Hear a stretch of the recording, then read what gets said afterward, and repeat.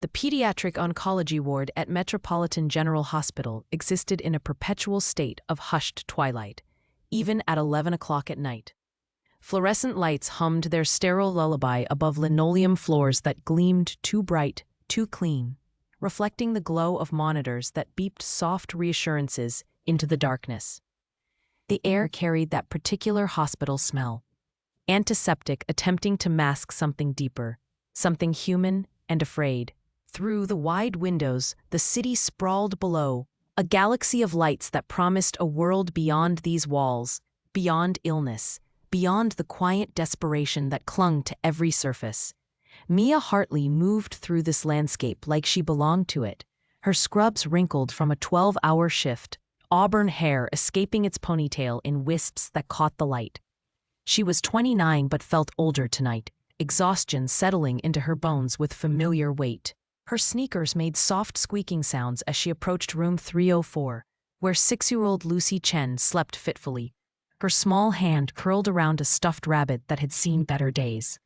Mia checked the IV line with practiced efficiency, her touch gentle as she adjusted the blanket higher around Lucy's shoulders. The child stirred, whimpering, and Mia did what she always did. She sang. Soft and low, barely more than a whisper. An old lullaby her mother had sung before the car accident had taken both parents when Mia was 19. Before everything had fallen on her shoulders. Before Emma. Her phone buzzed in her pocket, harsh and insistent against the quiet. Mia silenced it without looking, but not before catching the preview of the text message. Another one from the collection agency, the third today. Her stomach twisted with the familiar cocktail of dread and shame. $347,293.19. That was the number burned into her brain, the sum total of what it had cost to try to save her little sister's life. Emma had been 23 when the leukemia diagnosis came, bright and funny and so certain she would beat it. 2 years of experimental treatments, clinical trials, medications that cost more than cars. 2 years of hope measured in blood counts and bone marrow biopsies. 2 years of Mia working double shifts and taking out loans and maxing out credit cards and signing promissory notes she'd known even then she could never repay. 8 months ago, Emma had died anyway, and Mia was left with a debt that would follow her for the rest of her life, collection agencies circling like vultures, and an eviction notice from her landlord who wanted to convert the building into condos. 30 days to find a new place she couldn't afford in a city that ate people like her alive.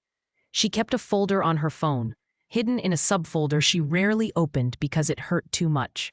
Plans for a free pediatric clinic, sketches and budgets and dreams she'd compiled during Emma's good days when they'd still believed in futures. Emma's clinic, they'd called it, laughing in the hospital room as they planned how they'd help families who couldn't afford what they'd barely afforded. The fundraising page Mia had created 2 years ago had raised $4,300 toward a $5 million goal before she'd abandoned it. What was the point of dreams when you were drowning? Lucy settled back into sleep, her breathing evening out, and Mia allowed herself one moment of stillness, just one. Then her phone buzzed again, and she turned to leave, blinking against the sting in her eyes that had nothing to do with exhaustion. She didn't see him until she'd already crashed into him. The coffee she'd been carrying, lukewarm, from the nurse's station, more necessity than pleasure, went everywhere. Mostly on him. On the front of what was clearly an absurdly expensive suit, charcoal gray and perfectly tailored, the kind of thing that cost more than her monthly rent. The cup clattered to the floor, and Mia's apology was already tumbling out before she'd fully registered who she'd just assaulted with terrible hospital coffee. "Oh my God, I'm so sorry, I wasn't looking, She looked up, and up. He was tall, at least 6'2", with dark hair that was slightly disheveled, like he'd been running his hands through it, and eyes that were the color of a storm rolling in, gray and intense and currently fixed on her with an expression she couldn't quite read. There was a small scar cutting through his left eyebrow that somehow made him more striking rather than less. Dr. Julian Westwood, chief of cardiothoracic surgery. Her boss's boss's boss, a man she'd only ever seen from a distance. A figure who existed in the realm of hospital legend, the youngest surgeon to ever perform a successful pediatric heart transplant, the heir to the Westwood medical dynasty that owned half the hospitals on the East Coast. Brilliant, demanding, and famous for working 80-hour weeks. And she just dumped coffee all over him. "I am so sorry," she repeated, grabbing napkins from her pocket and then freezing because she absolutely could not just start patting down Dr. Westwood's chest. "Your suit, I'll pay for the cleaning, It's fine," he said, and his voice was different than she'd expected, quieter, almost gentle. He was looking at her face, not at the spreading coffee stain. And something in his gaze made her suddenly aware of how terrible she must look. Exhausted, tear-stained, falling apart in a hospital hallway at 11 p.m. He paused, and she watched his eyes flick to her badge. "Nurse Hartley, you work in pediatric oncology." It wasn't a question, but she nodded anyway, surprised he'd noticed, surprised he cared. "I was checking on Lucy Chen," Mia found herself saying, even though he hadn't asked. "Room 304. She's been having trouble sleeping since the new chemo protocol started." Something shifted in his expression, a softness she hadn't expected from someone with his reputation. "I know, I've been following her case." He glanced past her toward Lucy's room. "Dr. Morrison consulted me about her cardiac function. The anthracyclines are tough on young hearts." He was still holding napkins she'd shoved at him, but he wasn't using them, wasn't moving to leave. Instead, he did something that made Mia's breath catch. He walked past her, into Lucy's room, moving with quiet purpose. She followed without thinking, watched as he approached the sleeping child with careful reverence. "Dr. Westwood, Julian," checked the monitors with efficient grace, his long fingers adjusting the flow rate with the kind of precision that came from years of surgical practice. Then, he did something unexpected. He removed his watch, and Mia could see even in the dim light that it was expensive, complex, probably cost more than she made in 6 months, and set it carefully on the side table before leaning over to check Lucy's heart rate manually, his hand gentle on her small wrist. "Germs," he said quietly, catching Mia's questioning look. But she suspected it was more than that. The watch was intimidating, a display of wealth that would frighten a sick child if she woke. He'd removed it to seem less threatening, more human. Who was this man? They stepped back into the hallway together, the door clicking softly shut behind them. The silence stretched, but it wasn't uncomfortable. Mia found herself studying him in the fluorescent light, the shadows under his eyes that matched her own, the tension in his shoulders, the way his suit jacket hung slightly loose like he'd lost weight recently. "You should go home," he said finally. "You look exhausted." "So do you," she replied before she could stop herself, then immediately regretted it. You didn't tell attending surgeons they looked tired, but instead of the cold response she expected, something almost like a smile tugged at the corner of his mouth. Fair enough. He looked at her for a moment longer, and Mia felt pinned by that gray gaze, like he was seeing more than she wanted him to see. Then he nodded once and turned to leave, coffee stain and all, his footsteps echoing down the empty corridor. Mia stood there, watching him disappear around the corner, her heart doing something strange in her chest that had nothing to do with exhaustion and everything to do with the way he'd looked at Lucy, the way he'd looked at her. Her phone buzzed again, reality crashing back. She pulled it out, saw the notification from the hospital billing department, and felt the floor tilt beneath her feet. Tomorrow. They wanted her in the billing office tomorrow at 2 p.m. to discuss her payment plan. She knew what that meant. She'd heard the stories. Payment plan was code for "we're sending your debt to collections, for your wages will be garnished, for you're drowning, and we're about to hold your head under." Mia made it to the stairwell, her crying spot, the place she came when the weight of everything became too much. Before the tears started, she sank onto the concrete steps, her back against the cold wall, and let herself break down in the way she never allowed herself to do in front of patients or colleagues.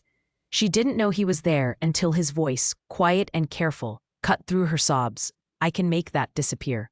Mia's head snapped up. Dr. Westwood Julian stood one flight above her, looking down, his expression unreadable in the shadows. How long had he been there? How much had he heard? What? Her voice came out broken, raw. He descended the stairs slowly, deliberately, until he was standing in front of her. Up close, she could see the intensity in those storm gray eyes, could see that he was dead serious. "Your debt," he said simply. $347,000. I can make it disappear. All of it." Mia stared at him, her mind refusing to process the words. She laughed, but it came out sharp and slightly hysterical. "I'm a nurse, not a prostitute. That's not what I'm asking." He didn't flinch, didn't look away. "I need a wife. For 1 year, a contract marriage." The stairwell seemed to tilt. Mia gripped the railing, wondering if she'd actually fallen asleep in Lucy's room, and this was some kind of exhaustion-induced hallucination. "You're insane." "Probably," he agreed. There was something almost vulnerable in his expression now, a crack in the professional facade. "Come to my office tomorrow at 7 a.m. I'll explain everything. Or don't, and lose everything. Your choice." He turned and walked away, leaving her sitting on the cold stairs, her mind reeling, her heart pounding, and a business card in her hand that she didn't remember him giving her. Dr. Julian Westwood, Chief of Cardiothoracic Surgery, and beneath it, handwritten in surprisingly elegant script, "I'm serious." Mia didn't sleep. At 6:47 in the morning, she stood outside the Chief of Surgery's office on the 8th floor of Metropolitan General, her reflection staring back at her from the polished nameplate on the door. She changed scrubs 3 times, practiced saying no in her bathroom mirror until the word lost all meaning, and convinced herself at least a dozen times that she wouldn't actually go through with this insane meeting. Yet here she was. She'd also looked him up during the sleepless hours. Dr. Julian Westwood, 35, graduated Harvard Medical School at the top of his class, completed his residency at Johns Hopkins in record time. The articles called him a prodigy, a visionary, the future of cardiothoracic surgery. They mentioned his mother's death when he was 12, a heart condition, tragic, the catalyst for his career choice. They mentioned his father, Sterling Westwood, whose medical empire spanned 17 hospitals across the Northeast. They didn't mention why a man who seemed to have everything would need to buy a wife. The door opened before she could knock. Julian stood there in surgical scrubs and a white coat, looking like he'd already been awake for hours. Probably had been. His hair was damp, like he'd showered in the surgeon's locker room, and there was a coffee cup in his hand that suggested this wasn't his first of the morning. "You came," he said, and something that might have been relief crossed his face. "I'm here to tell you no," Mia replied, but her voice lacked conviction, and they both knew it. He stepped aside, gesturing her into an office that was nothing like she'd expected. Floor-to-ceiling windows overlooked the city, morning light streaming across minimalist furniture and walls lined with medical journals and framed degrees. Everything was precise, ordered, controlled. Except for the corner desk, which was chaos. Patient files, surgical diagrams, a half-eaten sandwich that looked a day old. "Sit," Julian said, and it wasn't a command so much as an invitation. Mia chose the chair across from his desk, gripping her purse like a shield. He didn't sit. Instead, he paced to the window, staring out at the city with his back to her for a long moment before speaking. "My father thinks I'm incapable of human connection," he said finally, his voice quiet but clear. "He and my Aunt Victoria have spent the last 3 years building a case that I'm too obsessed with work, too emotionally unavailable, too unstable to lead the family's medical foundation. They want me to fail so my cousin can inherit everything." Mia watched the tension in his shoulders, the way his hand tightened around the coffee cup.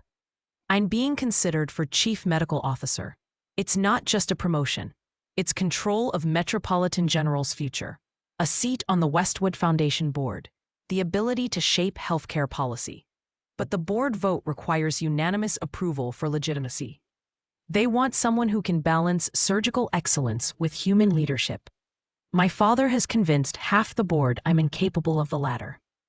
He turned to face her, and the vulnerability in his expression made her breath catch. "He's not entirely wrong. I work 80-hour weeks. My last relationship ended 3 years ago because she said I loved surgery more than her. She was right. I don't know how to be the person they want me to be. But I need to prove I can be, or everything I've worked for disappears." "So you want to fake it," Mia said slowly, understanding crystallizing. "By the appearance of stability." "Yes." He crossed to the desk, pulled out a leather folder and set it in front of her. Inside was a contract, professionally drafted, terrifyingly official. 1 year, legal marriage. You'd move into my penthouse, separate bedrooms, no physical relationship required. Public appearances as needed. In exchange, I pay your debt immediately, all of it, plus $50,000 for your participation. After 12 months, we divorce quietly. No strings. You walk away free. Mia stared at the numbers, at the clauses written in dense legal language, at the signature line waiting at the bottom. $347,000. Her freedom. Her future. Emma's grave that she could finally afford flowers for. Why me? The question came out as a whisper. Julian sat finally, leaning back in his chair with something that might have been a smile. Because when you crashed into me last night, you looked at me like a person, not a title. And because everyone in your tax bracket would disappear after. Society women want permanence, access, power. You want freedom from debt. It's clean, transactional. The word stung, but it was honest. What about hospital policies? Mia asked, her nurse's practicality kicking in, despite the surreal nature of the conversation. You can't be in my chain of command if we're married. You'd transfer to Mount Sinai's pediatric unit. Better pay, actually. Or, he paused, something shifting in his expression. I understand you've been planning something else, a clinic. Mia's head snapped up. How do you? You showed me a photo of your sister last night on your phone. I saw the folder icon. I had my assistant research Emma Hartley. Found the fundraising page. His voice gentled. I'm sorry for your loss. And I'm sorry the world made you choose between saving Ho and saving yourself. Tears burned behind Mia's eyes, but she blinked them back. The clinic is a fantasy. I shut down the fundraising page months ago. It doesn't have to be. Julian leaned forward, his intensity focused entirely on her now. After the year, regardless of how this ends, I'll fund it. Emma's clinic will exist. You have my word. The room tilted. This was too much, too fast, too impossible. Her impossible dream, offered like it was nothing to him. Because it probably was nothing. Pocket change for a man whose watch cost 6 months of her salary. I need to think, Mia managed. You have until tonight. Julian stood, retrieved another document from his desk. There's a hospital gala this evening. Fundraiser for the new pediatric wing. If you agree, you'll attend with me. We announce our relationship publicly. Start the performance. Tonight? Mia's voice pitched higher. That's impossible. I don't have anything to wear. Already arranged. A stylist will come to your apartment at 3. Car picks you up at 6:30. He handed her a card with an address. If you're not there, I'll have my answer. She should have said no. Should have walked out. Should have told him this was insane and illegal and wrong. Instead, she heard herself ask, if I do this, what happens after Friday? Friday? He looked confused. You said public relationship. That means more than one gala. Julian's expression shifted, became almost apologetic. We'd need to marry quickly. This week, actually. Vegas Friday morning. Small ceremony. My father will contest anything that looks staged, so it has to appear sudden. Impulsive. Love. The word sounded foreign in his mouth, like he was speaking a language he'd never quite learned. If I say yes, Mia said slowly, what happens after Friday? You move into my penthouse. We live as a married couple, at least where anyone can see. His gray eyes held hers, steady and serious. There's a family dinner Sunday, at the Westwood Estate in Connecticut. My father, Aunt Victoria, the board members, they'll be looking for cracks in the story. Looking for proof this is exactly what it is. A convenient arrangement. So we'd have to convince them it's real. Yes. Mia looked at the contract, at the numbers that represented her freedom, at the man who was offering her everything she needed while asking for something she didn't know if she could give. A performance. A year of her life. A marriage built on transaction rather than truth. She thought of Emma, of the clinic they'd dreamed of together, of the families who deserved better than what they'd gotten. She thought of the eviction notice in her apartment, of the collection agency calls, of the weight that had been crushing her for 8 months. If I walk out that door right now, she said quietly, What happens to your promotion? Something flickered in Julian's expression. Surprised that she cared, maybe. I fight with the hand I've been dealt, probably lose. My cousin becomes the heir. And everything I've worked for goes to someone who sees medicine as profit margins instead of patience. Mia stood, the contract heavy in her hands. I need the day. I'll give you my answer tonight. Fair enough. He walked her to the door, and in the threshold he paused. Mia, if you decide this is too much, I meant what I said in the stairwell. I'll pay half your debt anyway, no strings. You tried to help me, even by considering this. That's worth something. She looked up at him. At this strange, intense man who removed his watch for frightened children and offered half fortunes to nurses he barely knew, and felt something shift in her chest. Something dangerous. Why are you really doing this? She asked. Julian was quiet for a long moment. Because I'm tired of being alone.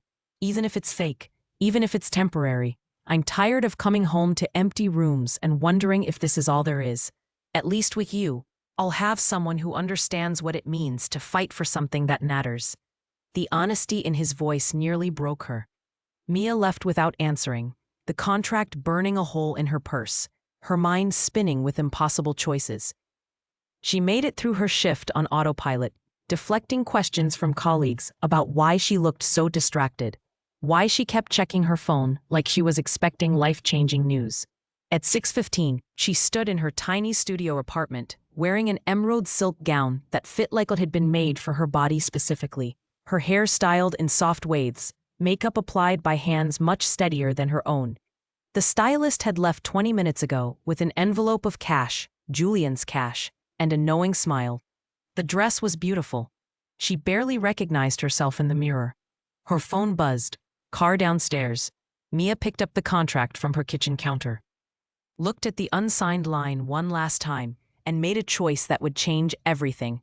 She grabbed a pen, signed her name in quick, decisive strokes, and walked out the door. The gala was exactly as intimidating as Mia had imagined, only worse. The grand ballroom of the plaza glittered with crystal chandeliers and old money, women in gowns that cost more than her yearly salary, men in tuxedos discussing mergers and acquisitions over champagne that probably had its own trust fund. She felt like an imposter, a child playing dress-up, in a world that would eat her alive if they knew the truth. Julian's hand found the small of her back as they entered, warm through the silk of her dress, steadying and possessive all at once. He looked devastating in his tuxedo, the kind of handsome that made people turn and stare, but it was the way he leaned down to whisper in her ear that made her breath catch. You look incredible. Thank you for coming. There was genuine gratitude in his voice, like he'd actually worried she might not show, like this mattered to him beyond the transaction. I signed the contract, Mia said quietly, and felt him still beside her. You did? It's in my purse. We can reveal it later, but yes, I'm in. His hand tightened on her back, just for a moment, and when she glanced up at him, there was something in his gray eyes that looked almost like relief. Or maybe fear. It was hard to tell in the golden light of the ballroom. They moved through the crowd like a ship cutting through water, Julian nodding to colleagues and board members, introducing Mia with careful phrases. This is Amelia Hartley, someone very special to me. We've been keeping things quiet. Each introduction felt like a small performance, and Mia found herself falling into the role easier than expected, smiling and shaking hands and pretending she belonged in a room full of people who spent more on shoes than she made in a month. Then Julian's father appeared, and the temperature dropped 10 degrees. Sterling Westwood was tall like his son, but that's where the resemblance ended. Where Julian was lean and intense, Sterling was broad and commanding, silver-haired and sharp-eyed. The kind of man who'd built an empire through sheer force of will. He looked at Mia the way a jeweler might examine a suspicious diamond, skeptical and searching for flaws. Julian, you brought a date. How unexpected. Sterling's voice was smooth, cultured, with an edge that suggested nothing about this was actually unexpected. Aren't you going to introduce us? Father, this is Amelia Hartley. Mia, my father, Sterling Westwood.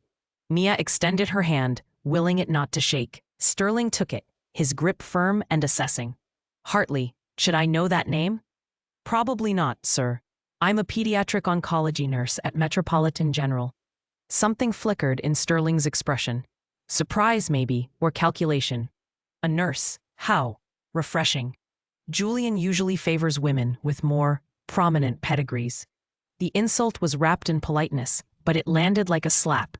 Mia felt Julian tense beside her. But before he could respond, she smiled brightly.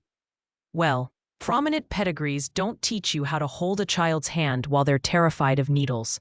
But I imagine they're very useful at cocktail parties. Sterling's eyebrows rose. Julian made a sound that might have been a suppressed laugh. Indeed, Sterling said slowly.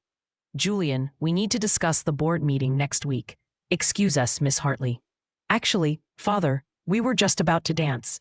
Julian's hand was already guiding Mia toward the dance floor, a smooth escape that suggested he'd spent years perfecting the art of avoiding his father. The orchestra was playing something slow and elegant, couples swaying across polished marble. Julian pulled Mia into his arms with surprising grace, one hand at her waist, the other clasping hers gently. She had to tilt her head back to meet his eyes. Yes, even in heels. I'm sorry about him, Julian said quietly as they began to move.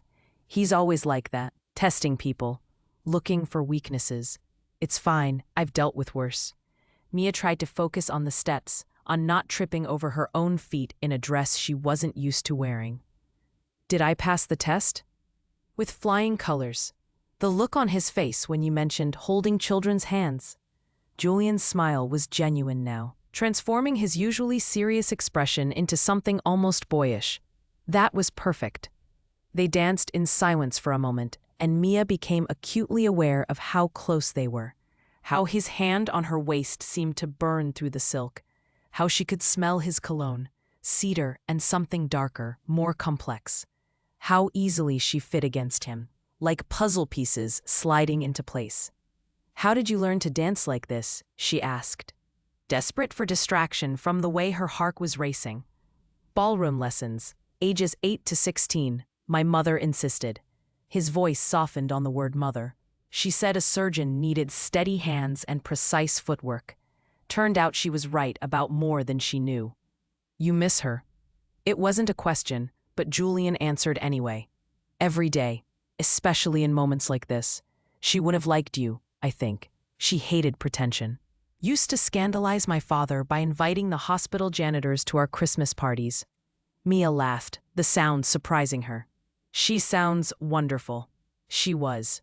Julian spun her gently, pulling her back in closer than before. She died on an operating table. Different hospital, different surgeon. But I was there, in the waiting room. 12 years old and helpless. That's when I decided. He stopped, jaw tightening. That you'd never be helpless again, Mia finished softly. His eyes met hers, startled. Yes. The music swelled around them, and Mia felt something shift in the air between them. Something that had nothing to do with contracts or performances. His thumb traced a small circle on her waist, probably unconscious, and she found herself leaning closer, drawn by something she couldn't name. Mia, he started, his voice lower now, rough around the edges. I should tell you. Well, Julian Westwood dancing. I never thought I'd see the day. They broke apart, too quickly, too obviously, as a woman approached. She was stunning in that effortless way that came from good genes and better money. Blonde and poised, with a smile that didn't reach her eyes. Caroline, Julian said, and Mia felt him retreat emotionally, even though he didn't move. What are you doing here? Daddy's on the hospital board, remember, though I see you've forgotten a lot of things. Caroline's gaze swept over Mia with the precision of a surgical laser. And who's this? Amelia Hartley. Mia, this is Caroline Bennett, an old acquaintance. The pause before acquaintance spoke volumes. This was the ex-fiancé, the one who'd left him 3 years ago, the one who'd been right about Julian loving surgery more than people.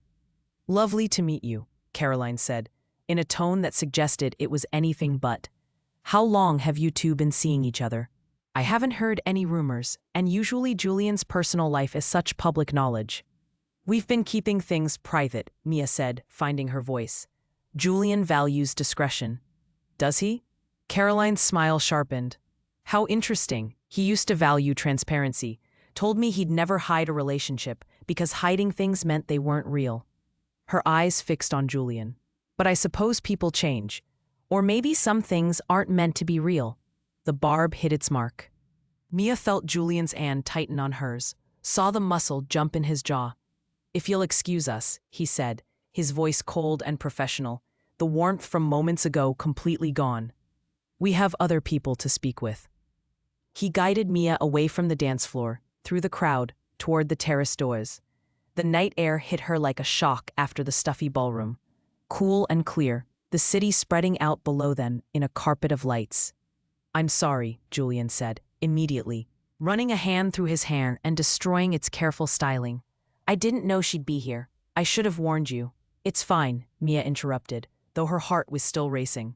"She was testing us, same as your father, making sure we're really together. And we failed." He leaned against the terrace railing, looking out at the city with frustration evident in every line of his body. "She knows something's off. She always could read me too well." Mia joined him at the railing, close enough that their shoulders almost touched.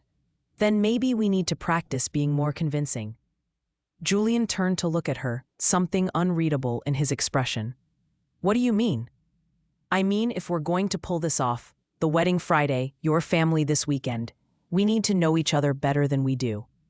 We need to be able to finish each other's sentences, know each other's tells, act like people who are actually in love." "And how do we do that in 3 days?"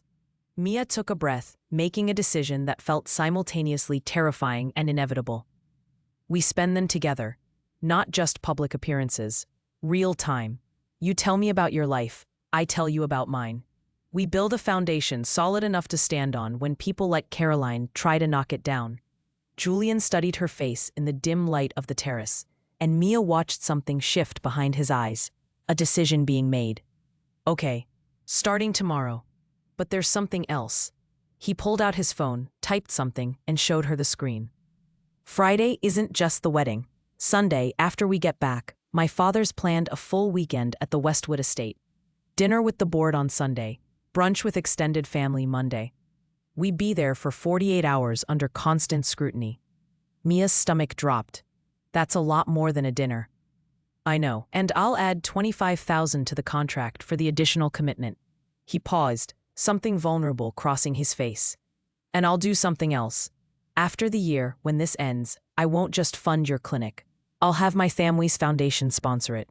Full backing, promotional support, connections to donors. Emma's clinic won't just exist, it'll thrive." Her impossible dream, offered again, expanded, made more real than she'd ever imagined it could be. "Why?" Mia whispered. "Why would you do that?" Julian turned fully to face her now, close enough that she could see the flecks of blue in his gray eyes. "Because I saw the folder on your phone.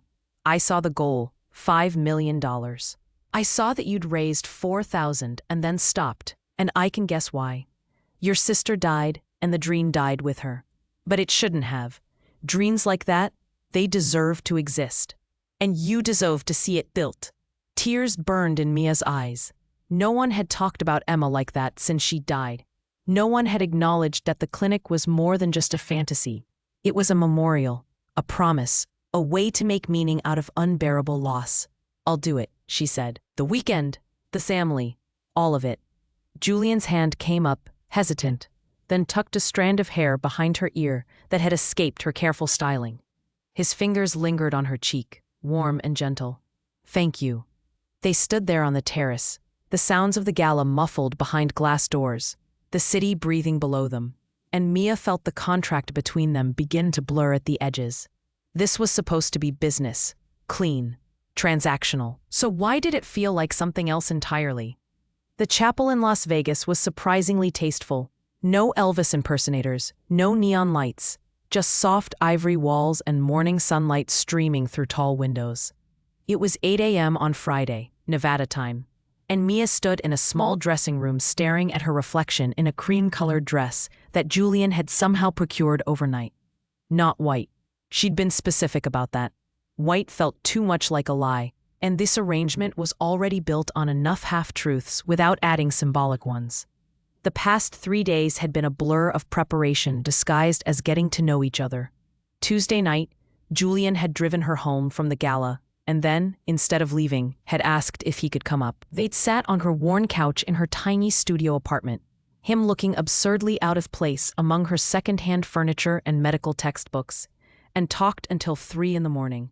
She'd learned that he was allergic to shellfish but loved sushi, that he played piano badly but refused to quit, that he ran every morning at 5:30 because it was the only time his mind went quiet. He'd learned that she was terrified of birds after a childhood incident at a petting zoo, that she rewatched the same comfort shows when anxious, that she sang to her patients not because she had a good voice, but because her mother had sung to her. Wednesday, he'd shown up at her apartment again with takeout and a mission, constructing their shared history. They'd spent hours on his living room floor. She'd finally seen the penthouse, all floor-to-ceiling windows and minimalist design that somehow felt empty despite its beauty, creating a timeline of their fictional relationship. They'd Googled romantic Paris restaurants they'd supposedly dined at, fabricated their first kiss outside a jazz club in the village, invented arguments they'd had and made up from. "We need something real in the fiction," Mia had said, looking at their notes spread across his expensive coffee table. "A true detail we can both hold on to when we're lying about everything else." Julian had thought for a long moment, then smiled. "The coffee. Our actual first meeting. The night you crashed into me and ruined my suit. That's where we started. We can say that's when I asked you to dinner. That I was charmed by your terrible apology and the way you looked at me like I was human instead of a title." And it had felt right, building their fake history on the foundation of that real moment. Thursday night, he'd insisted on taking her to dinner at a small Italian place in her neighborhood. No performances required. They'd shared pasta and wine that tasted like liquid velvet. And somewhere between the second glass and dessert, Julian had told her about Caroline. "She left because I missed our anniversary dinner for an emergency surgery. It was the third important date I'd missed that month. She said loving me was like loving a ghost.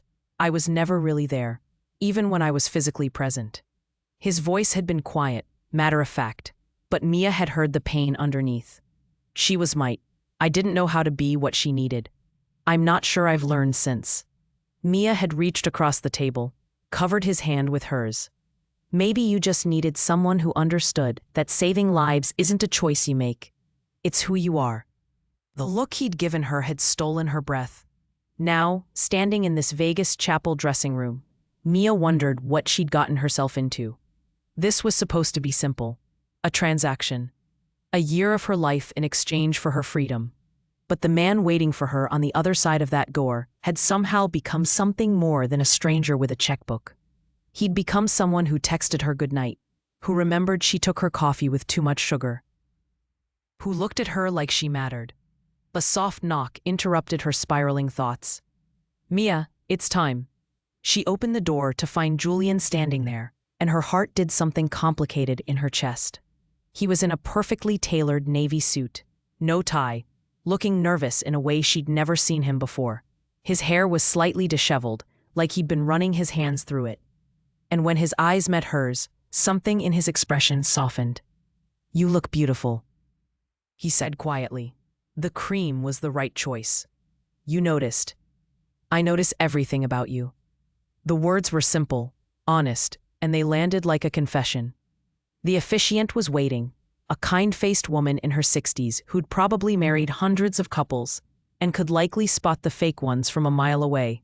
But if she suspected anything, she didn't show it, just smiled warmly and gestured them to stand facing each other. The ceremony was short, traditional, surprisingly moving despite its generic nature. Mia found herself listening to the words, "for better or worse, in sickness and in health," and wondering if Julian was thinking what she was thinking, that they were promising these things without meaning them, binding themselves together with vows that had expiration dates. "Do you, Julian, take Amelia to be your lawfully wedded wife?" Julian's gray eyes held hers, steady and serious. "I do." "And do you, Amelia, take Julian to be your lawfully wedded husband?" Mia's voice came out steadier than she felt. "I do." "Then, by the power vested in me by the state of Nevada, I now pronounce you husband and wife." The officiant smiled. "You may kiss your bride." They'd discussed this. A brief kiss, appropriate for witnesses, nothing dramatic.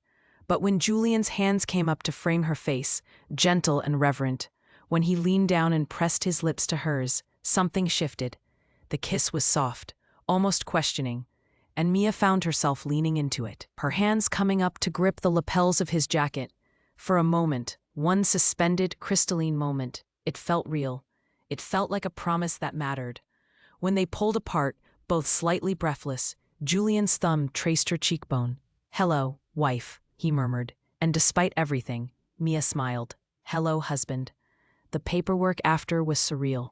Signing the marriage certificate, watching the officiant file it away, realizing that this was legally binding now. She was Amelia Hartley Westwood, Mrs. Westwood, if she wanted to go traditional. A married woman at 29, to a man she'd known for less than a week. In the car back to the airport, Julian pulled a small box from his pocket. "I forgot these during the ceremony," seemed important. Inside were 2 rings, a simple platinum band for him, and for her, a delicate band with a small emerald set in it.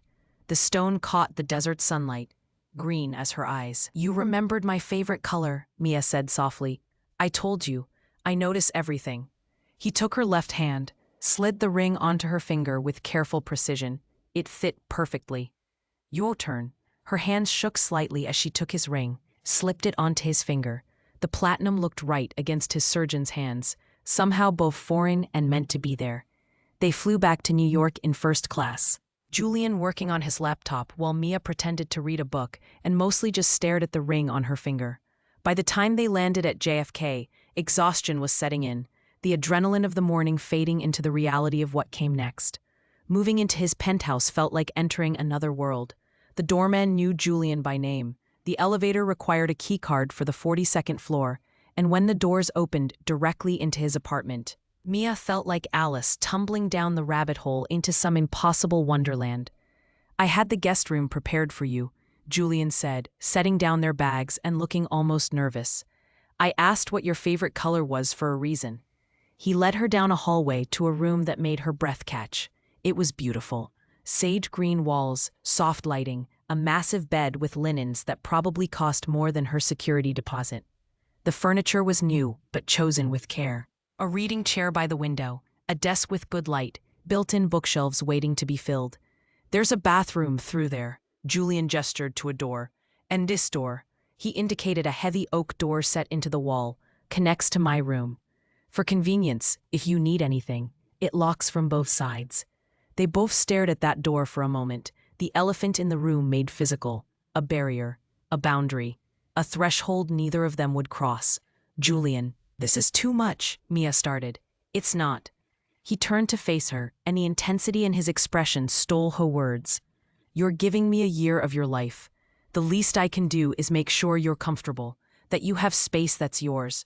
She wanted to argue, but the exhaustion won. "Thank you. For all of this. For," she gestured vaguely, encompassing the room, the rings, the entire impossible day. "Get some rest. I have to go to the hospital for a few hours. Check on my patients. I'll be back around 6. We can order dinner, go over the plan for tomorrow." He paused in the doorway. "Mia, you did great today. Better than great. You made it feel real," she offered quietly. "Yeah, real." He left before she could respond, and Mia was alone in a sage green room, wearing a wedding ring, and wondering how something fake could feel so terrifyingly genuine. That evening, they sat on his living room floor again. Chinese takeout containers spread across the coffee table, and Julian briefed her on what to expect at the Westwood estate. His father would be cold, assessing every interaction. Aunt Victoria would be passive-aggressive, looking for cracks. Cousin Philip would be smug, expecting them to fail. The board members would be watching, judging whether Julian had really changed or if this was an elaborate show. "You'll have your own room," Julian said, pulling up photos of the estate on his tablet. "Technically, but my childhood bedroom has a king bed, and they'll expect us to share. I can sleep on the floor." "Don't be ridiculous," Mia interrupted. "It's a king bed. We're adults. We can share without it being weird." The look Julian gave her suggested he thought it might be very weird indeed, but he nodded. They practiced their story again, testing each other with rapid-fire questions. "Where did you propose?" "The hospital roof." After a night shift, sunrise behind us. What's her coffee order? Large latte, extra sugar, sometimes with vanilla if she's had a bad day. What's his tell when he's stressed? He straightens his watch, fidgets with the band. When did you know you loved her? When she defended me to my father at the gala, fierce and fearless and completely on my side. That last one made them both go quiet, the lie hitting too close to something that might not be a lie at all.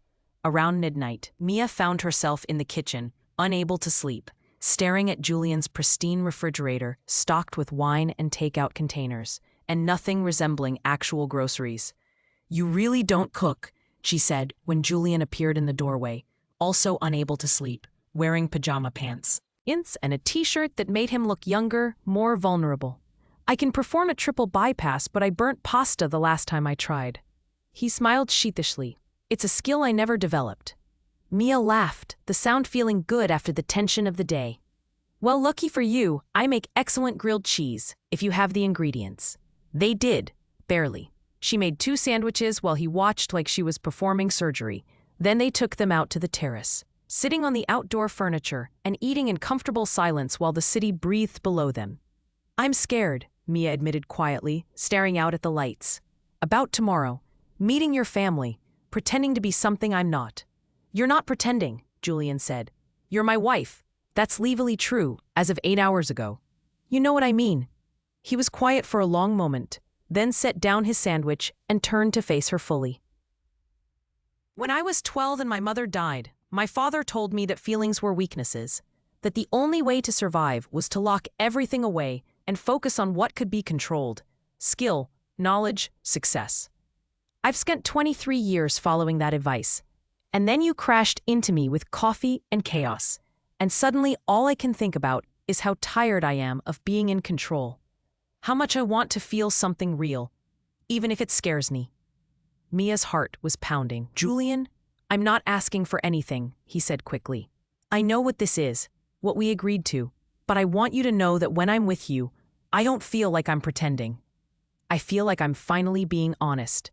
The night air was cool, but Mia felt warm, felt like everything was shifting beneath her feet. She reached out, took his hand, laced their fingers together. Wedding rings touching. New and strange and somehow right. "Me too," she whispered.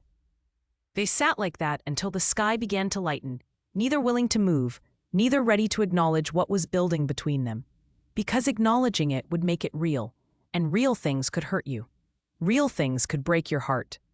The Westwood estate was not a house. It was a declaration of power, a sprawling monument to old money and older expectations, all weathered gray shingles and manicured lawns rolling down to a private stretch of beach. Mia's stomach twisted as Julian's car crunched up the gravel drive Sunday afternoon, the building rising before them like something out of a Gothic novel, beautiful and intimidating in equal measure. They'd left the city at noon, Julian insisting on driving himself rather than using the family helicopter. "I need the time to prepare," he'd said, though Mia suspected it was more about delaying the inevitable. The 2-hour drive had been quiet, tension radiating off him in waves as they got closer. His hand had found hers somewhere around the Connecticut border, gripping tight like she was an anchor. "Ready?" he asked now, the car idling in the circular drive. Mia looked at the house, at the expensive cars already parked. A Mercedes, a Bentley, something sleek and foreign she couldn't identify, and felt panic claw at her throat. She wasn't ready. She'd never be ready. But she nodded anyway, because that's what you did when you'd signed a contract and taken someone's money and promised to play a part. Julian came around to open her door, offered his hand with a small smile that didn't reach his eyes. "Together," he said quietly, and she understood it was both reminder and promise. The front door opened before they reached it, a woman in her 60s appearing with the kind of polished elegance that came from a lifetime of society events. Aunt Victoria. Mia recognized her from the photos Julian had shown her.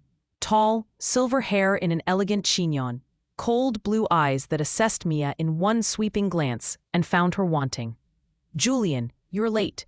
Your father expected you at noon." Victoria's voice was crisp, disapproving, before her gaze shifted to Mia with something that might have been curiosity or calculation. "And this must be the mysterious bride we've heard so much about." "Aunt Victoria, this is Mia." My wife. Julian's hand found Mia's back, protective and possessive. Mia, my Aunt Victoria. She's on the hospital board and manages the family foundation. How lovely to meet you. Victoria's smile was perfectly polite and completely cold. A nurse, Julian tells us. How refreshing. Do come in. Your father is in the drawing room with the board members. They're eager to meet the woman who's apparently tamed our Julian's workaholic tendencies. The house was as intimidating inside as out. Marble floors, oil paintings of stern-faced ancestors, furniture that probably cost more than Mia's entire education. They followed Victoria through halls that echoed with footsteps, and Mia felt like she was walking to her execution. The drawing room was full of people in expensive casual wear, the kind of Sunday afternoon clothes that still cost thousands of dollars. Sterling Westwood stood by the fireplace, drink in hand, holding court with 3 men and 1 woman who all had the look of people accustomed to power. The conversation died when Julian and Mia entered. Ah, the newlyweds. Sterling's voice carried across the room, smooth and sharp as a blade. How convenient. A sudden wife, right before the CMO vote on Tuesday. Julian, you've always had a flair for dramatic timing. Julian's jaw tightened, but his voice stayed level. Father, everyone, I'd like you to officially meet Amelia. Mia, this is my father Sterling, and board members Dr. Patricia Morrison, Richard Chen, Thomas Webb, and Elizabeth Cartwright. Mia shook hands, smiled until her face hurt, fielded questions about how they met, and when they knew, and why the rush. Julian stayed close, his presence a shield, but she could feel the scrutiny like a physical weight. They were looking for cracks, for proof this was exactly what Sterling clearly thought it was. A performance designed to sway the board vote. Tell me, Amelia, Victoria said from her position by the window, voice deceptively light. What does a pediatric oncology nurse know about running a medical foundation? Since you'll presumably be involved in family business now. The trap was obvious. Answer too knowledgeably and she'd seem calculating. Answer poorly and she'd seem incompetent. I know what it's like to watch families make impossible choices because healthcare costs more than they can afford, Mia said carefully. I know that the difference between good medicine and great medicine is often just resources and compassion. And I know that Julian doesn't separate his work from who he is. He sees patients as people, not case numbers. If that's the kind of leadership the foundation wants, then I understand its mission perfectly. Something flickered in Sterling's expression. Surprise, maybe, or grudging respect. Elizabeth Cartwright, the female board member, actually smiled. Well said, Elizabeth murmured. Yes, Victoria agreed, but her tone suggested Mia had only passed the first of many tests. Though I imagine the adjustment to this lifestyle must be quite overwhelming. From a studio apartment to the Westwood estate is quite a leap. Julian's hand tightened on Mia's back. Mia's adapting beautifully. She's stronger than people give her credit for. Is she? Sterling set down his drink with deliberate precision. I suppose we'll find out this weekend, won't we? Nothing like 48 hours of family time to reveal the truth of a relationship. Dinner that evening was an endurance test disguised as a meal. 8 courses served in a formal dining room that could seat 20. Though there were only 8 of them, Sterling and Victoria at either end, Julian and Mia on one side, Philip and his wife Amanda on the other, with the board members scattered between. The silverware was real silver, the china probably older than Mia, and she had to watch which fork everyone else used, because she had no idea which was for what. Philip was exactly as unpleasant as Julian had warned. 35, handsome in a soft way that suggested he'd never worked hard for anything. With Victoria's calculating eyes and his father's smug smile. He spent most of dinner making pointed comments about Julian's past relationship failures and questioning how someone as dedicated to his career could suddenly make time for marriage. I mean, remember Caroline? Philip said over the fish course. As though this were appropriate dinner conversation, she spent Thanksgiving alone while you were in surgery, and now suddenly you're the picture of domestic bliss? It's quite the transformation. People grow, Julian replied evenly, but Mia could feel the tension in him, coiled tight as a spring. They learn from mistakes. Do they? Victoria asked delicately. Or do they simply learn to perform growth convincingly? The implication hung in the air like smoke. Mia felt Julian start to respond, felt the defensive anger rising in him, and made a choice. She set down her fork and looked directly at Victoria. "You don't believe this is real," she said clearly, and the table went silent. "You think Julian married me as some kind of strategic move to influence the board vote. And I understand why. It does look convenient. But here's what I know. Julian checks on his pediatric patients at midnight, even when he's not on call. He removes his watch before examining frightened children because he doesn't want the display of wealth to scare them. He runs every morning at 5:30 because it's the only time his mind goes quiet from the weight of responsibility he carries. He blames himself for not saving his mother, even though he was 12 years old and it wasn't his fault." Julian's hand found hers under the table, gripped tight. "You want to know why he married me so suddenly?" Mia continued, her voice stronger now. "Because I see him. Not Dr. Westwood, not the heir, not the surgeon with the perfect record. Julian. The man who works too hard because he's terrified of being helpless. The man who hasn't forgiven himself for something he had no power to change. The man who is the best person I've ever met, and I'm not going to sit here while you pick apart our marriage like it's a business merger." The silence that followed was absolute. Even Philip looked stunned. Sterling's face was unreadable, but Elizabeth Cartwright was smiling openly now. Julian pushed back his chair, the sound sharp in the quiet. "Excuse us, Mia and I are going to our room." He didn't wait for permission, just stood and offered his hand to Mia. She took it, let him guide her from the dining room, aware of every eye following them. They climbed the grand staircase in silence, walked down a hallway lined with family portraits, and finally entered a bedroom that was clearly Julian's childhood room, preserved in amber. Trophies on shelves, medical textbooks from high school, photos of a younger Julian with his mother, and one king-sized bed. The door closed behind them, and Julian leaned against it, exhaling shakily. "I'm so sorry. That was worse than I expected, the way they talked to you." "It's fine." Mia set down her purse, suddenly exhausted. "I knew what I was signing up for. You defended me." He was looking at her with something like wonder. "In front of my entire family, you defended me." "Of course I did. They were being cruel." She sat on the edge of the bed, the adrenaline fading and leaving her hollow. "Did I make it worse? I probably shouldn't have said all that." Julian crossed the room in 3 strides, knelt in front of her like he had that night in the stairwell, and took her hands in his. "You made it perfect. Mia, what you said about me," his voice caught. "No one's seen me like that since my mother died. No one's cared enough to really look." She cupped his face without thinking, made him meet her eyes. "Then they're idiots. You're not hard to see, Julian. You just surround yourself with people who don't want to look." Something shifted in his expression, softened and intensified all at once. His hands came up to cover hers, holding them against his face, and the air between them grew thick with things unsaid. They were inches apart, close enough that she could count the darker flecks in his gray eyes, could feel the warmth of his breath. "Nia," he whispered, her name a question, a plea, a warning. She leaned forward, just slightly, an invitation she couldn't quite stop herself from offering. His gaze dropped to her lips. Her heart was a wild thing in her chest, frantic and reckless. For one moment, one suspended, impossible moment, she thought he would close the distance. Thought he would kiss her like he'd kissed her in Vegas, but deeper, real, without witnesses or performances. She wanted it so badly it scared her. Julian's phone shattered the moment, buzzing harsh and insistent in his pocket. He jerked back like he'd been burned, standing abruptly and pulling out the device. His face changed as he read the screen, concern replacing whatever had been there before. "It's the hospital. One of my patients, pediatric heart transplant recipient, 8 years old. She's crashing." He was already moving, grabbing his keys. "I have to go. The surgeon on call isn't experienced enough with her case. I'm sorry." Go," Nia said, even though her heart was still racing, her lips still tingling with the ghost of a kiss that hadn't happened.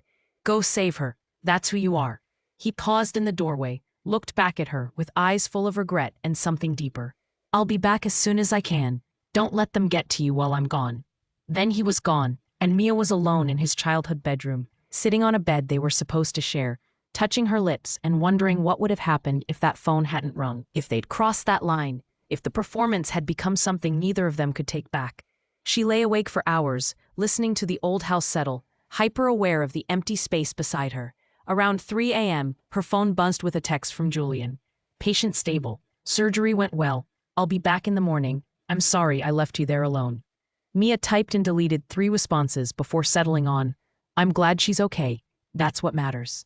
What she didn't send, come back, I miss you, this bed is too big without you. What she didn't admit, that somewhere between signing a contract and defending him at dinner, this had stopped being fake for her. That she was falling for her husband, and it was the most terrifying thing she'd ever done. Mia woke Monday morning to sunlight streaming through unfamiliar windows and the sound of voices drifting up from the garden below. Julian's side of the bed was still empty, perfectly made, like he'd never been there at all. Her phone showed a text sent at 6 a.m. Complications with patient. Second surgery required. I'm so sorry. Helicopter bringing me back by noon. She dressed carefully in clothes that felt like costume pieces. A simple but expensive sundress Julian's stylist had provided. Understated jewelry. Hair pulled back in a way that said, I belong here, even though every cell in her body screamed imposter. The face that looked back from the mirror was composed, calm, nothing like the turmoil underneath. The breakfast summons came via a maid, who knocked softly at 8:30. Mrs. Westwood requests your presence on the East Terrace, ma'am. Mrs. Westwood. The title still felt foreign, like a coat that didn't quite fit.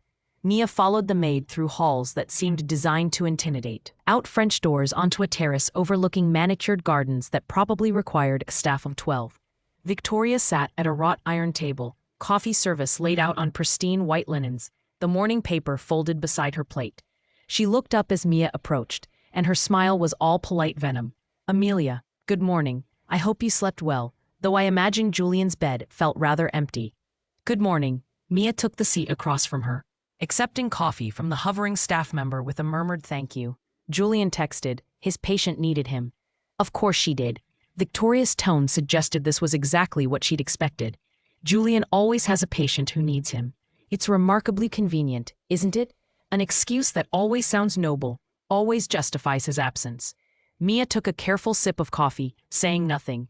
This was a test. Everything here was a test. Tell me, dear, Victoria continued, her voice deceptively light as she added cream to her own cup. Did you sleep well otherwise? I imagine this lifestyle must be quite an adjustment from your previous circumstances. It's different, Mia admitted carefully, but I'm adaptable. Are you? Victoria set down her spoon with deliberate precision. Because I've had you investigated, Amelia. I know about the debt.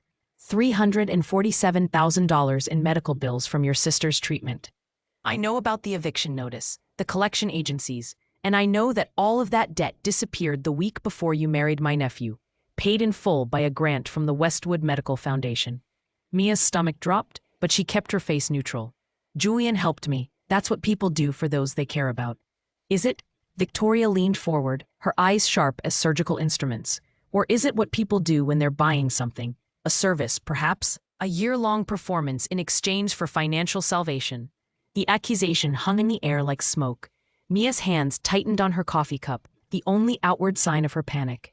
I know this is an arrangement, Victoria continued, her voice dropping lower, more dangerous. I know he paid your debt as part of the contract. I can't prove it legally. You both covered your tracks admirably, but I know. The timing is too perfect, the circumstances too convenient. So let me offer you something better than whatever Julian promised you.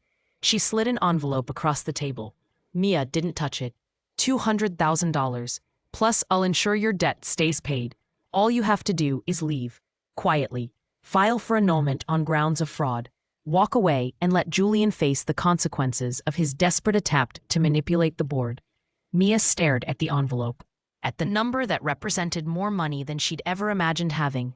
At her escape from a situation that was becoming more complicated and dangerous by the day. She thought about Julian's face when he'd knelt in front of her last night, about the way he'd looked at her, like she was the only real thing in his carefully constructed world. No, she said quietly, Victoria's. Oria's eyebrows rose. No? You can investigate all you want. Tell Sterling, tell the board, but I'm not leaving him. Mia met Victoria's eyes directly, letting her see the truth there. Not for money, not for threats, not for anything. How touching. Victoria's voice dripped with disdain. You actually believe you love him. How long do you think that will last when he chooses surgery over you for the 100th time? When you spend every holiday alone, Every anniversary forgotten.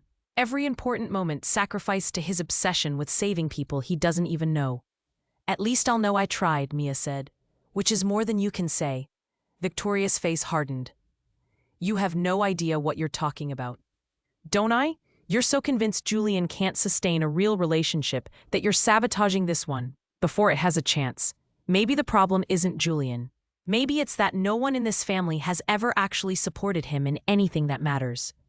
The sound of a car on the gravel drive interrupted whatever Victoria might have said. They both turned to see a black town car pulling up, and Mia's heart leaped when Julian emerged, still in wrinkled scrubs under his jacket, exhaustion evident in every line of his body. He must have come straight from the hospital, not even stopping to change. His eyes scanned the terrace, found Mia, and something in his expression shifted, relief and something fiercer, more protective. He took the terrace steps 2 at a time. What's going on here? His voice was calm, but Mia heard the steel underneath as he looked between her and Victoria. Just getting to know my new niece, Victoria said smoothly, standing and collecting her envelope with casual efficiency. Girl talk, nothing that concerns you. Mia? Julian's attention focused entirely on her, reading her face the way he read patient monitors, searching for distress signals. Your aunt made me an offer, Mia said, deciding honesty was the only option. Money to leave you, I told her no. Julian's jaw tightened, his hands curling into fists at his sides. When he looked at Victoria, his eyes had gone cold as winter. Stay away from her, I mean it, Victoria. Or what? Victoria's smile was sharp. You'll what, Julian? Cut me off? You don't have that tower. Actually, I do. Julian's voice was quiet, controlled, more dangerous for its calmness. Father gave me proxy voting rights in the foundation when I turned 30. 51% controlling interest. I've never used it because I wanted to earn my position through merit, not inheritance. But I will use it to remove you from the board if you ever threaten my wife again. The shock on Victoria's face was almost comical. You're bluffing. Call father and ask him, I'll wait. Julian crossed his arms, and something in his posture reminded Mia of the surgeon he was. Precise, unflinching, completely in control. The papers are filed with the foundation's lawyers. I can have you voted off the board by tomorrow if I choose. So let me be absolutely clear. Mia is my wife. That's not negotiable, not temporary, and not up for discussion with you or anyone else. Victoria stared at him for a long moment, clearly recalculating. Then she smiled coldly. This is a mistake, Julian. She'll ruin you. Then I'll be ruined with her. He moved to stand beside Mia, his hand finding her shoulder. But I'll be ruined with someone who actually gives a damn about me, which is more than I can say for this family. Victoria left without another word, her heels clicking sharply against the terrace stones. The moment she disappeared inside, Julian's composure cracked. He turned to Mia, hands gentle on her shoulders. Are you okay? What did she say to you? She knows, Mia said quietly. About the debt, about the timing. She suspects the arrangement. Julian's face went carefully blank. And I told her to go to hell. Mia stood, suddenly needing to move, to process. Julian, you have controlling interest in the foundation? Why didn't you tell me? Why did you need this marriage at all if you could just— Because using that power would prove them right, he interrupted, running a hand through his hair in frustration.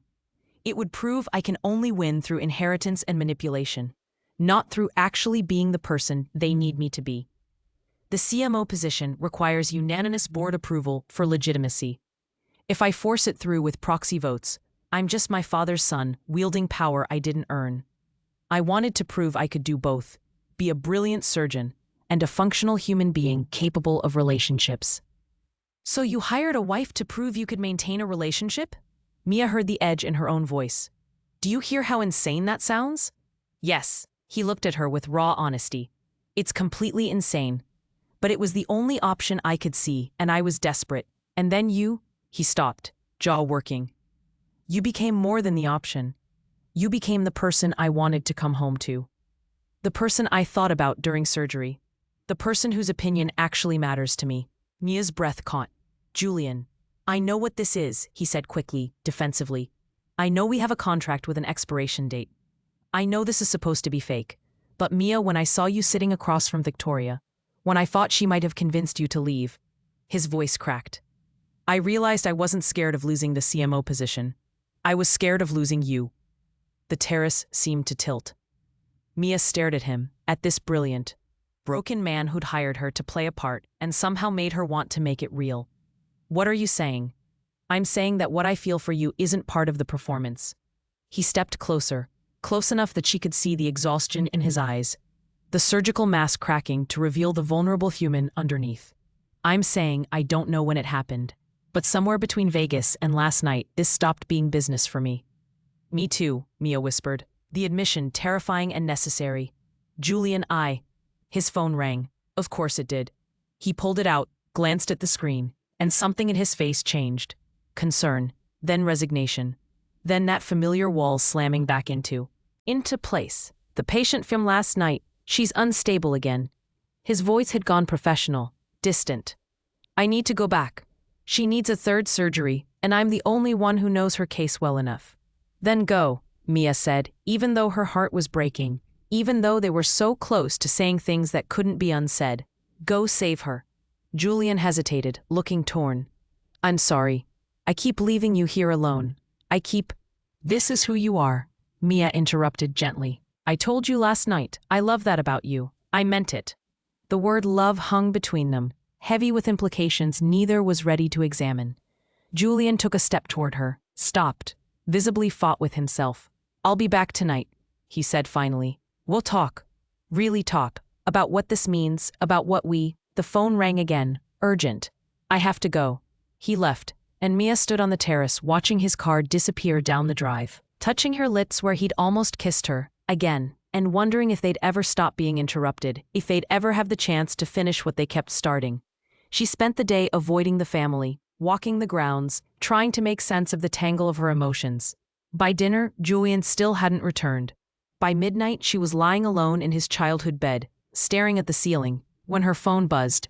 "Patient stable finally. Ju exhausted to drive safely. Staying at hospital hotel tonight. I'm sorry. Tomorrow, I promise." Mia stared at the message, at the careful distance in it, and felt something cold settle in her chest. This was the pattern, wasn't it? The one Caroline had warned about. The one Victoria had predicted. Get close, then work intervenes, then distance, then apologies.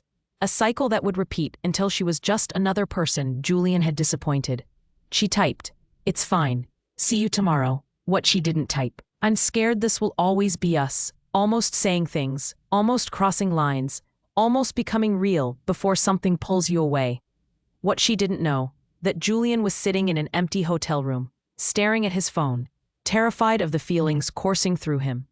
That during surgery, when the child on his table had crashed, he'd thought not of saving her, but of Mia's face when he'd left. That he'd realized loving someone meant constantly choosing, and he didn't know how to choose anything other than the work that had defined him for 23 years. That he was about to make the biggest mistake of his life, because fear looked a lot like protection, and he'd spent his whole life confusing the two. 6 weeks passed, 42 days that felt like 42 years, each one a carbon copy of the last, a study in the art of slowly breaking apart.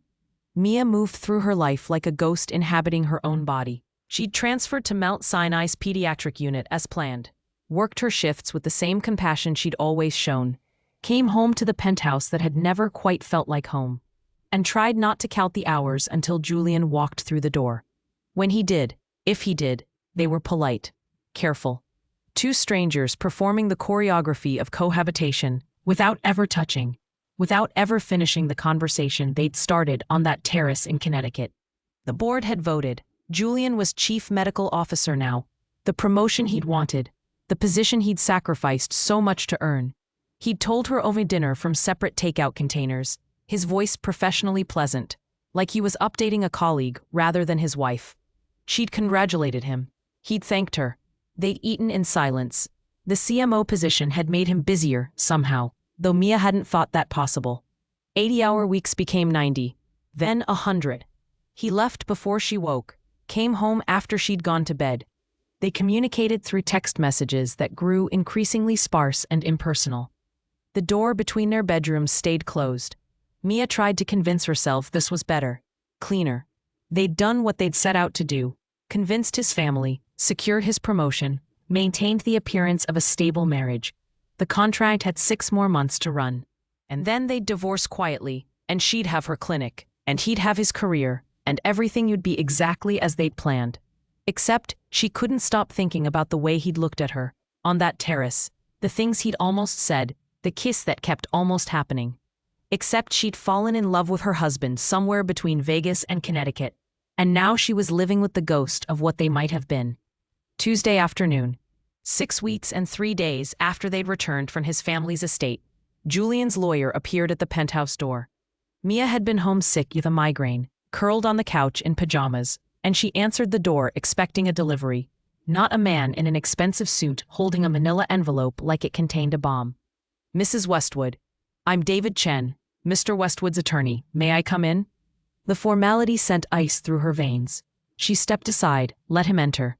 Watched as he set his briefcase on the dining table with careful precision. "Mr. Westwood asked me to deliver these documents personally." He pulled papers from the envelope, set them in front of her with the practiced efficiency of someone who'd done this 1,000 times.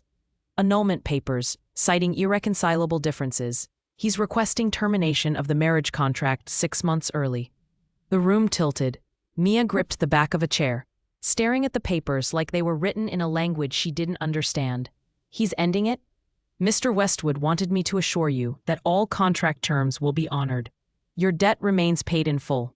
This check," he produced another envelope, "is for $75,000, the remaining payment plus the early termination bonus as specified in Clause 12. The clinic funding is still guaranteed through the Westwood Foundation. As outlined in the addendum you both signed, you'll have 60 days to vacate the penthouse and find alternative housing, with first and last month's rent provided." Each word was a knife, precise and professionally delivered. Mia heard herself ask, "Did he tell you why?" Something flickered in the lawyer's expression. Pity, maybe, or discomfort. Mr. Westwood felt it was best to conclude the arrangement now that his professional situation is secure. "He wanted me to convey his gratitude for your service and to assure you that the annulment will be handled discreetly." Service. Like she'd been an employee. A transaction completed and filed away. "He couldn't tell me himself?" Her voice sounded strange, distant, like it belonged to someone else. "Mr. Westwood is in surgery. He felt this would be cleaner, less emotional." The lawyer pulled out a pen, pointed to page 7. "If you could just sign here, I'll file the paperwork this afternoon. The annulment should be finalized within 30 days. Mia looked at the signature line, at the legal language that would undo everything. Her hands were shaking so badly she could barely hold the pen. But she signed anyway, because what else could she do? Fight for a marriage that was never supposed to be real in the first place. Beg a man who couldn't even face her to reconsider ending something that had an expiration date from the beginning.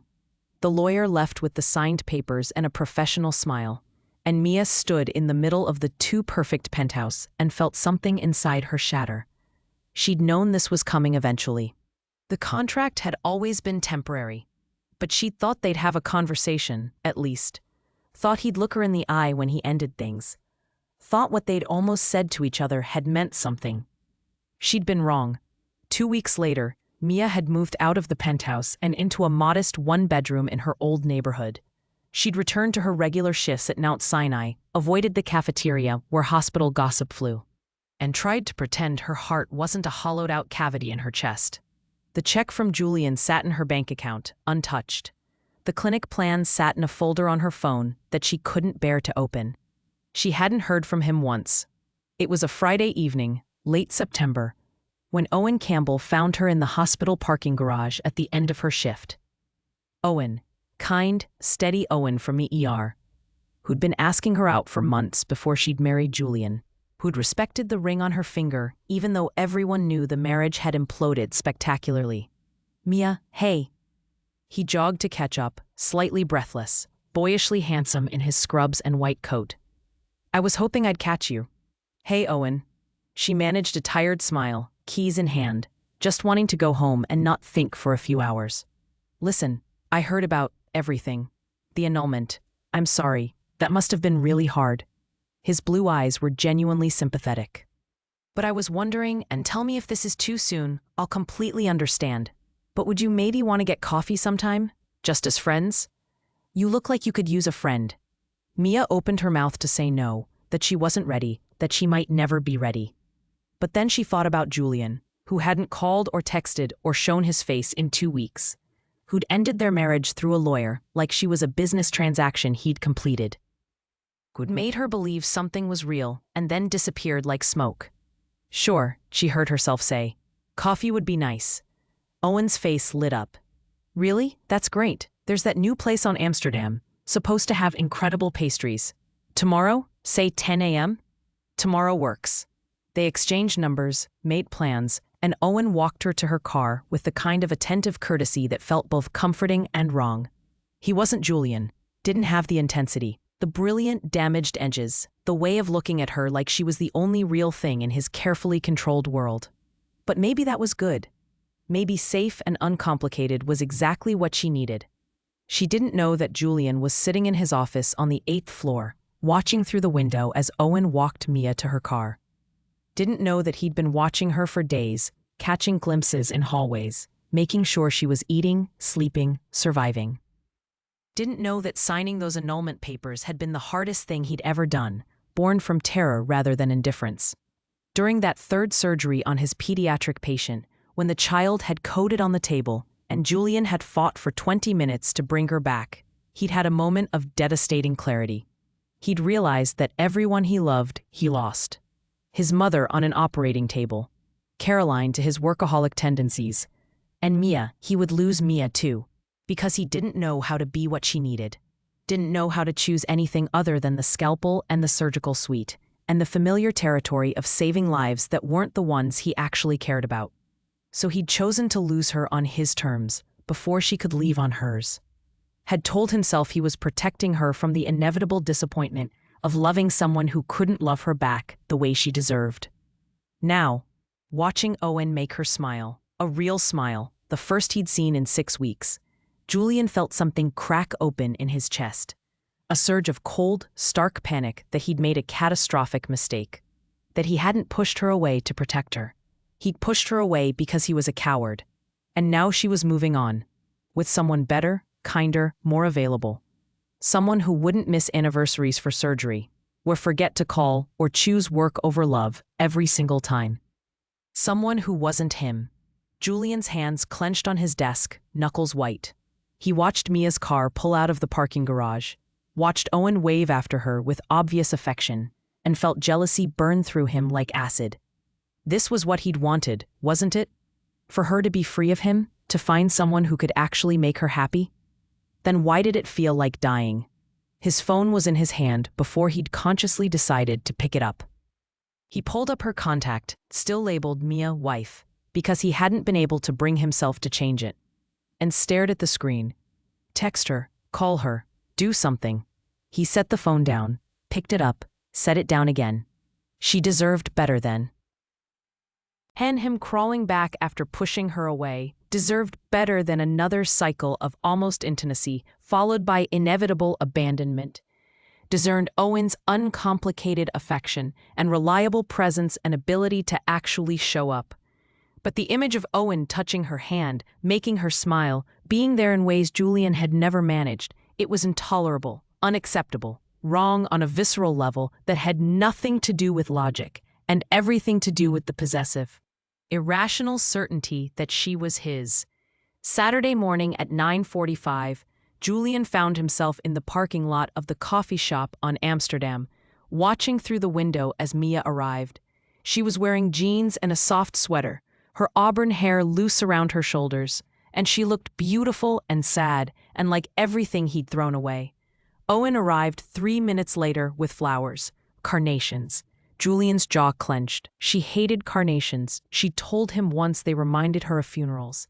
He watched them order coffee, find a table by the window, watched Owen reach across to touch her hand and Mia smile politely but not pull away. Watched what could have been his future happening in real time with someone else in his place. The rational part of Julian's brain, the surgeon, the scientist, told him to leave, to let her move on, to accept that he'd made his choice and now he had to live with it.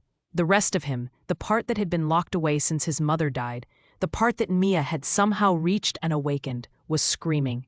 He was through the coffee shop door before he could talk himself out of it, crossing the floor with single-minded purpose, aware of nothing except Mia's startled face as she looked up and saw him. "Julian, what are you? We need to talk." His voice came out rougher than intended, desperate and demanding all at once. Owen stood, defensive.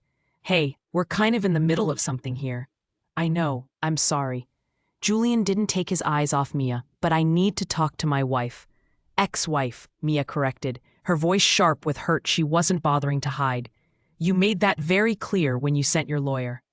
"I was wrong." The words tumbled out, raw and honest. "I was wrong about everything." "Please, Mia, 5 minutes." "You had 6 weeks to say something," she said, and he could hear her voice breaking. "You had 6 weeks and you didn't call, didn't text, didn't—" "I know, I'm an idiot and a coward and I panicked, and I'm so sorry." He was aware they were causing a scene, that the entire coffee shop was staring, that Owen looked like he wanted to punch him. "But don't go on this date. Please don't. She can make her own choices," Owen interrupted. Julian's control snapped. "I love her." The words exploded out of him, echoing in the suddenly silent coffee shop. "I'm in love with you, Mia. I have been since Connecticut, maybe before. Maybe since the first night when you made grilled cheese in my kitchen, like you belonged there. And I got scared, because everyone I love, I lose. And I thought if I ended it first, if I pushed you away before you could leave, I'd be protecting both of us. But I wasn't protecting anyone. I was just being a coward." Mia was crying now, tears streaming down her face. "Then why did you leave?" "Because I'm terrified," he said, his own voice breaking. "Because I don't know how to be what you need. Because I've spent 23 years hiding behind work, and I don't know how to stop. But I want to learn. I want to try. I want to come home to you and hear about your day and be there for the moments that matter. I want everything with you, and I can't watch you choose someone else because I was too scared to fight for what we had." The silence in the coffee shop was absolute. Mia looked between Julian, devastating and broken, and finally honest, and Owen, who was looking at her with understanding and resignation. "I should go," Owen said quietly. "Mia, for what it's worth, I think you should hear him out." He squeezed her shoulder gently and left, taking his carnations with him. Mia and Julian stared at each other across the small table, years of damage and weeks of silence and one impossible confession hanging between them. "I need time," Mia said finally, her voice shaking. "To think. You can't just show up and say you love me and expect that to fix everything. You hurt me, Julian. You made me believe something was real, and then you threw it away like it meant nothing." "I know." He looked gutted. "I know, and I'm so sorry. Take all the time you need." "But Mia," his voice broke, "it meant everything. You mean everything, and I'll spend the rest of my life proving that, if you give me the chance." Mia walked out of the coffee shop, leaving Julian standing there, and he let her go because it was what she'd asked for. Time, space, a chance to decide if what he was offering was enough to overcome what he'd done. He made it back to his car before the panic set in, the crushing weight of potentially losing her permanently. His hands shook on the steering wheel. He'd finally said the words, finally been honest, and it might be too late. His phone rang. For one wild moment he hoped it was her, but the screen showed his father's name instead. Julian almost didn't answer, but years of ingrained obligation won out. "I heard you made quite a scene at a coffee shop this morning," Sterling said without preamble. Elizabeth Cartwright's daughter was there. She called Elizabeth. Elizabeth called me. "Apparently you declared your love for your wife in front of half of Manhattan's medical community." "Ex-wife," Julian corrected bitterly. "Thanks to my own stupidity." There was a long pause. Then, surprisingly, "Your mother would have liked her. Amelia, she has spine." Julian's throat tightened. "I know. I was wrong about you," Sterling continued, his voice gruff. "About your capacity for connection. Watching you with her at the estate, the way you defended her, the way she defended you, that wasn't performance. I'd spent 3 years trying to prove you were incapable of human relationship, when the truth was you just hadn't found the right human. It doesn't matter now. I destroyed it." "Then fix it." Sterling's voice turned sharp, commanding. "You're a surgeon, Julian. You don't give up when something fails on the table. You try again, you fight. So stop wallowing and fight for her. The line went dead. Julian stared at his phone, his father's words echoing, "Fight for her." But how? Words had failed. Apologies weren't enough. He needed something bigger, something that proved he meant every word he'd said in that coffee shop. He needed to show her, not tell her. By Monday morning, Julian had barely slept. He'd spent the entire weekend in motion, making calls, pulling strings, cashing in favors from every architect and contractor and city official who owed him anything. He'd worked with the same obsessive focus he brought to surgery, except this time he wasn't trying to save a life. He was trying to build one. Tuesday at dawn, he was standing outside Mia's apartment building, exhausted and terrified and holding a folder that represented either his salvation or his final rejection. He'd texted her the night before, "Please, let me show you something. Tomorrow morning, 7 a.m. I'll wait outside your building. If you don't come down, I'll leave and never bother you again." At 7:03, the building door opened and Mia emerged, wrapped in a jacket against the October chill, her hair pulled back, eyes wary. She looked tired, like she hadn't slept either, and Julian's heart clenched at the visible evidence of the pain he'd caused. "You have 15 minutes, she said quietly. "Then I have to get to work." "Thank you, my car's here." He gestured to where he'd parked, opened the passenger door for her with careful courtesy. The drive was silent, tension thick as fog, Julian's hands tight on the wheel as he navigated morning traffic to a neighborhood Mia recognized, her old neighborhood, the one she'd grown up in before her parents died. He pulled up in front of a former warehouse, 4 stories of brick and potential, construction scaffolding already erected along one side. A sign hung above the entrance, and Mia's breath caught as she read it. "Emma's Clinic, opening spring 2025. "What is this?" Her voice was barely a whisper. Julian came around to open her door, helped her out with gentle hands. "It's yours, the clinic. I didn't just fund it, Mia. I've been here every night for the past 6 weeks, working with architects, contractors, city planners. This is what I was doing. Building your dream." He led her inside, and Mia felt tears start as she took in the transformed space. The main floor was framed out into exam rooms, a waiting area designed with soft colors, and child-friendly murals already sketched on the walls. Upstairs, large windows let in morning light, showing an apartment space that was nearly finished, sage green walls, built-in bookshelves, a kitchen that opened onto a living area overlooking the street. 16 exam rooms, Julian explained, his voice nervous, hopeful. 2 procedure rooms. The waiting area was designed by a pediatric psychologist to be welcoming and non-threatening.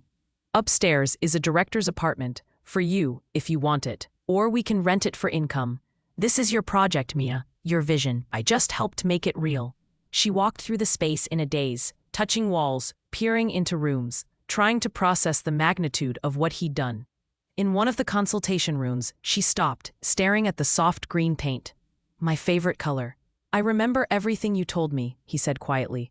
"And look." He led her to the front entrance, pointed to the cornerstone that had been installed. Engraved in the granite were words that made her sob. Dedicated to Emma Hartley, who taught her sister that love means fighting even when the odds are impossible. "You did this for me," Mia whispered, touching the stone with shaking fingers. "With you," Julian corrected, moving to stand beside her. "I want to do everything with you. Work here on weekends, help you hire staff, paint rooms, whatever you need. I don't want to just fund your dream, Mia. I want to be part of it, part of your life. If you'll still have me." She turned to face him, tears streaming freely now. "You spent 6 weeks building this. 6 weeks when you didn't call me, didn't tell me what you were doing." "I know. I handled everything wrong." He reached up, hesitated, then gently wiped tears from her cheeks with his thumbs. "I should have talked to you, should have told you I was scared instead of running. But I didn't know how to use words, so I used this. I thought if I could show you that I'm serious, that I'm willing to put in the work, not just for a year, but for forever, you might believe me when I say I love you." "You said that in front of a coffee shop full of people," Mia said, her voice catching between a laugh and a sob. "I'd say it in front of the entire hospital if it would make you believe me." His hands framed her face, gentle and reverent. "I love you, Amelia Hartley. I love your compassion and your stubbornness, and the way you sing off-key to patients." I loved how you made grilled cheese in my kitchen like you belonged there.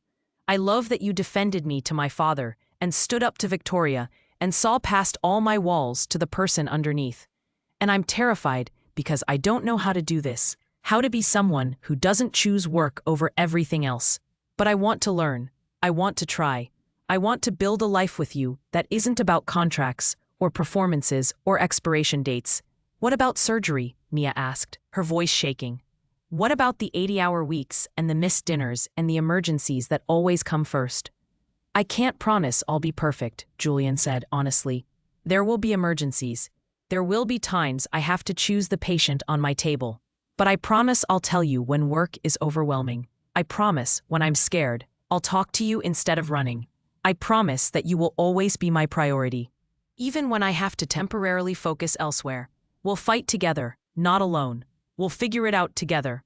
Mia stared at him, at this brilliant, damaged man who'd somehow learned to be vulnerable, who'd spent 6 weeks building her dream instead of sleeping.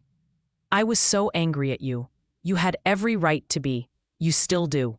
I am angry, she. He stepped closer, until they were inches apart, until she could see the exhaustion and hope and fear in his gray eyes. You broke my heart, Julian. You made me think you didn't care, that I was just a transaction to you. I know, and I'm so— She kissed him, cutting off his apology, her hands fisting in his jacket as she pulled him down to her. The kiss was desperate and angry and full of all the words neither of them had said, all the hurt and longing and impossible hope. Julian made a sound against her mouth, his arms coming around her, holding her like she was the only solid thing in a tilting world.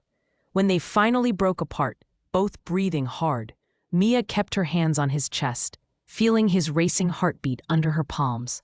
I love you too. I've loved you since Connecticut, maybe since that first night. And I'm terrified too, because loving you means trusting you not to run when things get hard. I won't run, he promised. His forehead pressed to hers.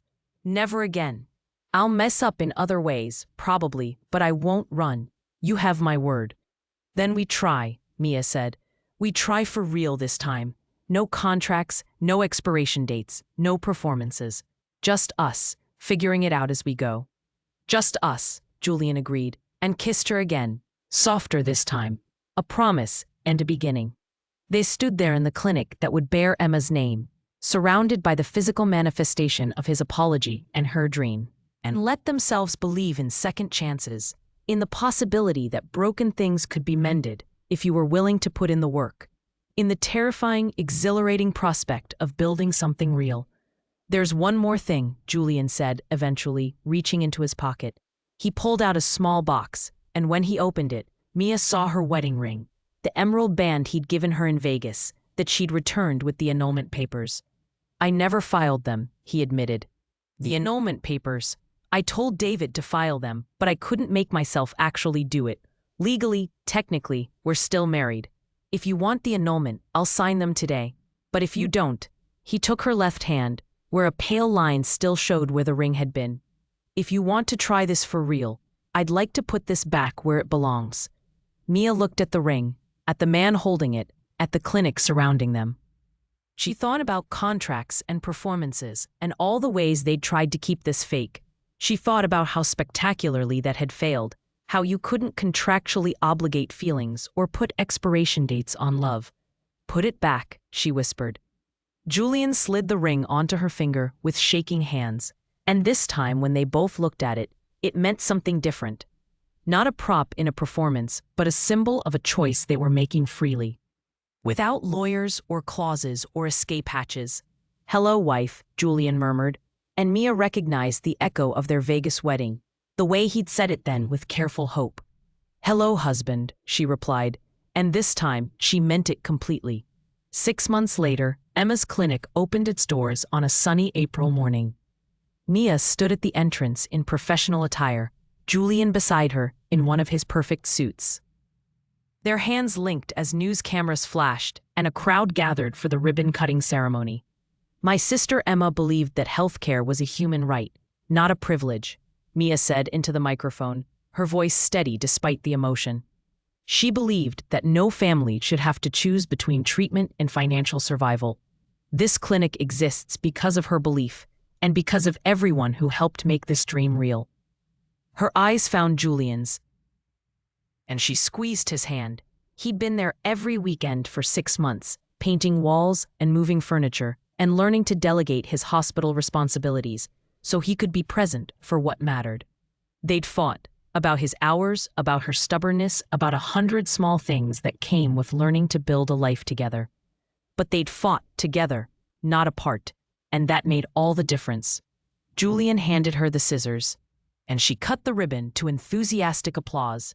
The doors opened, and their first patient walked in, a shy 7-year-old girl with leukemia, holding her mother's hand, looking frightened and brave all at once.